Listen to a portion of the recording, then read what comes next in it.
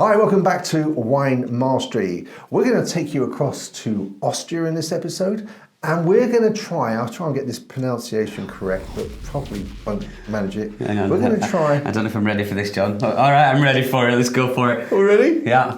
We're going to try a wine that's made from the Zweigelt grape. Okay.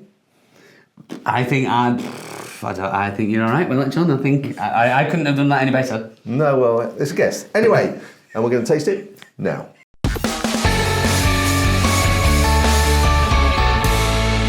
So let us begin by showing you the bottle and the label. Here we are. Mm-hmm. Now there you can see the name of the grape on the bottle there. So I understand, I believe this is sort of like one of the signature grapes in Austria. So yes, should be really, really interesting. I have heard it before, but I can't remember tasting this particular grape before. Me neither. But I always like that. I always like, because you've got nothing to call back on here. Now they said it's best served chilled. So we've put this bottle into the fridge half an hour before we're trying it, and that as a good, just as a sort of rule of thumb, if you're taking a bottle of white wine, put it in the fridge and take it out half an hour before you need it, and that should get it to the right sort of temperature if you've got a very cold fridge. And red wine, put it in for half an hour and then take it out. So, well, I mean, the first thing we need to say is it's not often that we actually taste chilled red wines, is it? We don't have this often. No. So that's going to be a bit of a little interesting one for us. And this grape as well. This is all fairly new territory for us. Yeah, it is. But that's good. That is good. That is very good. So let's first of all have a look at that colour. Yeah, let's have a look at that colour. And the first thing is it's very light, isn't it? I mean, it's dark in colour, but it's quite transparent is what I mean by light. Yeah. But it's got that purple. It's strange because it's got that purple hue there, hasn't it? Yes. But it is quite, as you say, transparent. Yeah. Which would suggest that it's going to be quite light. In taste, yeah. That's what we're guessing. So shall we go on the nose first? Let's do it, John. I find that quite delicate. Oh, I find that quite big. Really? Yeah. That doesn't... Yeah, For just looking at that and thinking, the way you say it's transparent, so I immediately thought, oh, it's not going to be too much in there. It could be intricate and interesting, but that is quite. I've had bigger red wines that have had less kind of nose on them. Really? Yeah. I find that very delicate. Yeah, I can get it, but it's not. Some wines you can't smell at all. But this one I get, but it's very, very sort of delicate. No, I'm getting the big black currant in there. Well, I'm only getting a little one. Nice. I think that's quite powerful on the nose. It's strange, isn't it? It's obviously triggering something in your receptors that it's not in mine. It must be because, as I say, from the look, I'd have thought, but no, I think. Right, I'm going to have a go. So am I. Let's do it.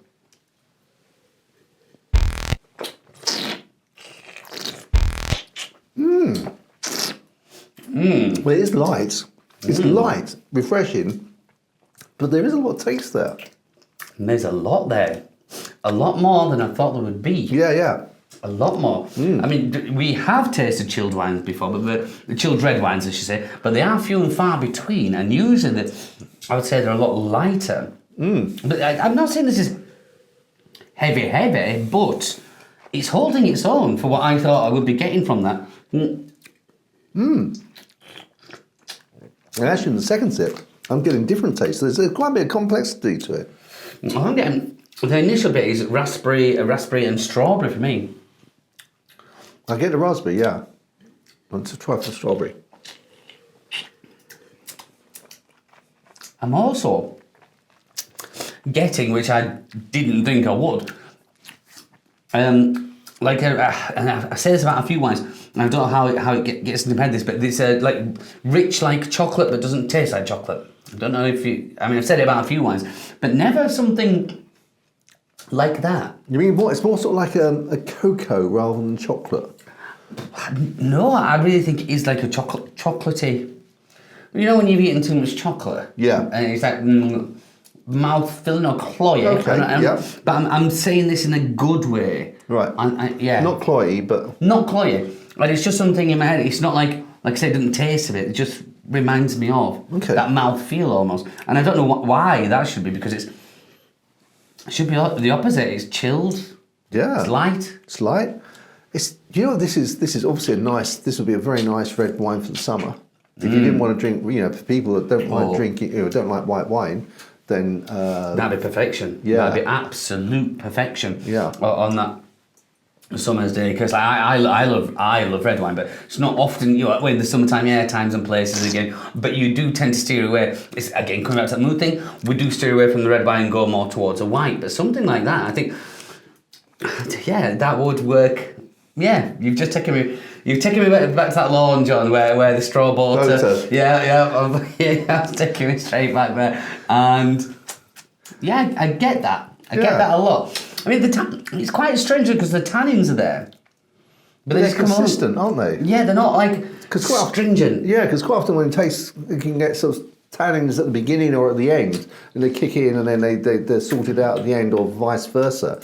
But these are just like sort of levelled way through, and they're not too intrusive. You are aware of them, yes, but they're not too intrusive. They're sitting there nicely, aren't they? Yeah. Going on from our comment about sort of the summer, this also I think would be a fantastic wine for people that want to move from white wine to red wine. This, you know, they'd like to I think this would be a great introduction to red wine. Absolutely perfect. You're spot on, John. I'd like to do one of my tastings, because this is the exact example of where that would go. You know, as you've just said that. The amount of people who think they don't like red wine, and were they to try that, I'm sure a lot of people will change their minds. A lot of people might look into that, John. But yeah, the flavours are carrying on as well. It's not, you know, from what we saw on the first, you know, we were looking like, looks light, it looks delicate, and I was going to be absolutely happy with that. So to have these flavours come through and to have the kind of style that's got, I think that's a very, very pleasant surprise. It is. It is. I mean, you can also, you know, there's sometimes when you're, even in the winter, when I can think, even in winter in front of a fire, you don't want something heavy, you just want something light. And this would, again, you know, it's again, it's a mood thing, isn't it, John? And this is the brilliant thing. We're very, very lucky again that we get to taste all these lovely wines, you know, because if you know, you usually have to go to the shop and buy, we'll get that and we'll see what that's like. But we get to try all these until we can put this into that kind of bracket in that place. I'm quite pleased with that. I'm very pleased with it. I'm very pleased with it. Yeah, because when we first started this journey 11 years ago. 11 years ago, yeah. My favourite wine was Beaujolais. It was, I remember. Gamay grape. And so this reminds me of that, but actually, you know, it's just got, well, maybe I need to drink some more Gamay to remind myself, but it's just got a little bit more character about it. You know what? I was struggling to word that, because I was thinking what you were saying. I was thinking, it ups the game slightly, but I don't want to put the Gamay grape down. No. But it is, like, that's a perfect word. There's a bit more character about that. Because you know what you're getting with the Gamay grape almost, but for me now, what I'm doing with this, and I know this is something I'm enjoying because I just keep it up. I'm keeping tasting it. Me too. Yeah. Me too. Yeah. But we don't often in this country definitely have chilled red wines, and a lot of people probably poo-poo it straight away, wouldn't they? A chilled red wine, but that suits it down to the ground. It does indeed. Well, really pleased with that. It's quite a find, that. It is, well done. I must look out for some more of those. That grape? Mm-hmm. Yeah, the Zweigelt. If somebody knows how to pronounce that correctly, because I'm pretty sure. I mean, I love John, but I'm not so sure. You're not so keen on my pronunciation. No, I don't find it. They amuse me no end, but I don't know if it's the right pronunciation. It's fine. We're all learning. We're all learning. Yeah, absolutely. Okay. Well, let's move on to pairing. Pairing, yeah. I'm going to have to let you go first. Okay. So I was thinking about this. I think that something like, for some reason, it depends again on the sauce, but a duck without too much, if it's sort of like not a sweet sauce of it, I think duck or pheasant would be quite good with this. And yeah, that's what I'd go with. Game. Okay. I'm going to go with a blue. A blue? I'm going to go with the blue. Is that because it's cold, sir? No. I'm just thinking. I'm trying to go through the cheese fridge as I do every single time. What would go with this? What would that now? And I've come to the blue section, and I'm thinking, yeah, but it's just which blue is it going to go with? And I think we're going to have to go for something creamy and rich as opposed to the kind of Cashel. Cashel blue. There you go. Because I was thinking it won't go like the Stiltons, the Shropshire blue, the harder ones, maybe not. So which blue? But yeah, John, I'm gonna turn that over straight away and say yes, the Cashel. Only if it's in good condition, though. You need it to be ripened, so it's a bit softer, and it gets more of that milkiness out of it. Yeah. Excellent. Good. But that was a guess. Well, you did both.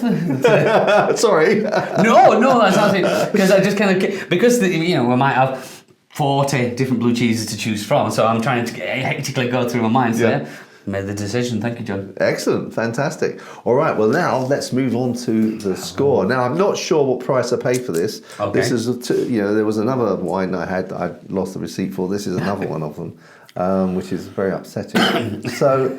But I'm guessing it was around the £10 mark. Okay, all right, yeah. Okay. Yeah, okay. Right. Let's say it's £10. I would be very impressed with that. If it's £10, I think that's an amazing... One of these things where when your friends come around and say, here, try this, I think it would be a nice eye-opener for a lot of people. Sorry, excuse me. And just get people into that, it's quite shocking, have you ever tried this before? I think that'd be nice, a dinner party, anything like that. And also, cracking a little bit of wine, I really enjoyed that. So I'm going to give that a healthy... And I'm going to go with 80. I went 85. Did you? Yeah. Did you? I think it's because it's something we don't often get to try, because also it ticks all those boxes here. I've really enjoyed that. I can see that being impressive. If you are taking that to someone's house or whatever it might be, like you said, on the lawn with your border, it's got a lot going for it. Yeah. A lot going for it. Yeah, no, I don't disagree at all. I'd definitely buy a second bottle. Yeah. Good, excellent, guys. Well, if you get to try this, or you have any other experiences of other wines with this grape, then please let us know in the comments.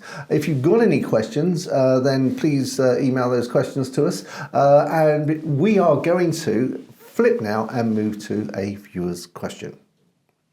So this viewer's question is from Sarah Tracy, and she has asked the question that when you fill a wine glass, is there an etiquette as to how far up the wine glass you should fill? No. That's a very interesting one, Sarah. Well, yes and no. Yes, I'll say. So, yeah, the etiquette, it would be when you are, I'd say if your first one, I mean, I don't know how people feel about it, but your first one, you would put just below the line where the glass is the most bulbous. If you can see that, so that way it gives you a chance to give it that kind of swishy, swirling motion without fear really of it being spilling. Sorry, I just thought while I was there. I guess it also enables you to get your nose in. Yeah. But if I was at home, or after the first glass, after having that initial kind of experimental, what is that, getting to grips with the wine and the deliciousness and the taste and the flavours and the smells, then I personally would be tempted to fill it a little more, but that just saves me getting up and down all the way. Well, you could always have the wine bottle next to you as well. Oh, good, yeah. Well, and then the other advantage of that is that when you finish like a smaller glass, it feels like you've had more wine because you've had more glasses. Okay. Or you could always just have the butler. But of course, one doesn't like to say that. But no, so etiquette would say at least the first one, just before the thickest part of the bulbous glass, yeah. Yeah. So thank you, Sarah. Thank you very much, Sarah. Yeah. Guys, if you've got any questions, then please drop us an email or drop us a comment, and we're pleased to at least try to answer them. Okay, guys, until the next time, when we hope we'll find another interesting wine, and we look forward to seeing you there. Chin chin. Chin chin.